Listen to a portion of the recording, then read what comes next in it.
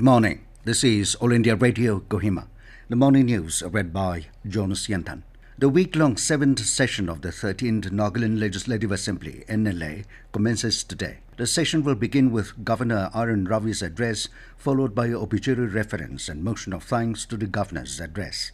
The budget for the year 2021-22 will be presented on February 18th, which would be taken up for consideration and passage on the last day of the session on 20th February. Prime Minister Narendra Modi has said that self-reliant India campaign is becoming the medium for building the future of the poor, the farmers, labourers and middle class.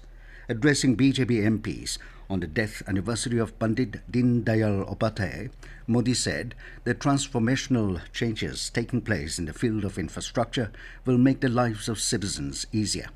Prime Minister said the entire country is aware of the idea of Atmanirbhar Bharat. He called upon every party unit to do 75 works each that served the society as a tribute to 75 years of Indian independence. Modi asked party MPs to use Namo app for interface with the common man. The Prime Minister said due to adoption of new technology, the poor and the needy are getting their rightful money directly into their bank accounts. Nagaland State Task Force on COVID-19 held a review meeting to assess the progress of the first and second phase of COVID-19 vaccination drive in the state yesterday at Kohima. The meeting was held under the chairmanship of Principal Secretary, Department of Health and Family Welfare, Amardeep Singh Patia. State Immunization Officer Dr. Ritu Toor presented a detailed report on the progress of the first and second phase of the ongoing vaccination drive, which is scheduled to conclude in 9 days' time. Several issues related to low overall coverage percentage in the state were brought out and discussed in detail.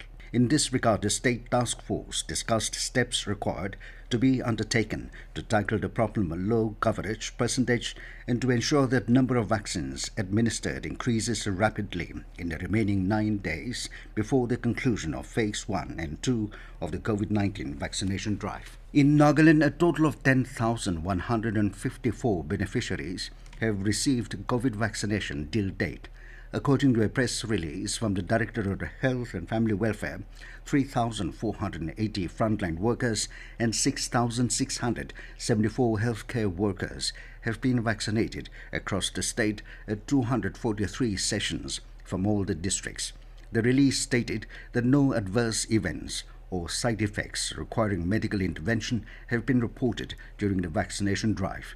It further informed that in an effort to speed the vaccination process, the last date for vaccinating health workers in the state will be the 20th of this month. A 2-day skill development training on baking without oven, organized by Peck District Administration and DLCW Mahila Shakti Kendra under Beti Bachao Beti Padhao, concluded at the Town Hall, Chazupa, yesterday. The objective of the training was to enhance self-dependency and income generation skills for the rural women. Addressing the program, Deputy Commissioner of PEC, Razavule Dozo, said it is important to have local entrepreneurs manufacturing for local needs of people in the region. Also speaking on the occasion, Nodal Officer for BPBP PEC District, Bhavani Sri, said that financial independency and self-reliance are important components in empowering women. The officer added that the BPBP focuses on identifying rural unemployed women and upskill them with potential skills for income generation. The centre is organising the first ever India Toy Fair from 27th February to 2nd March.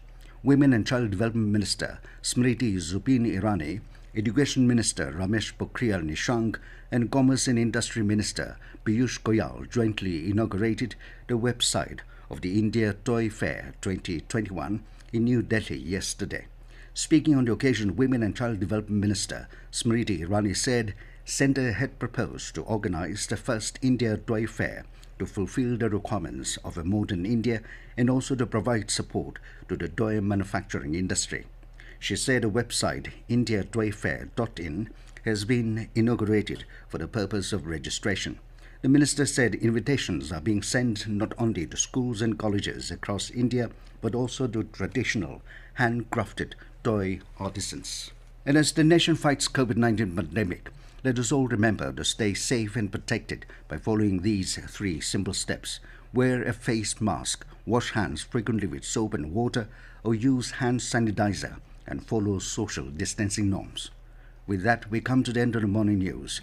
Have a nice day.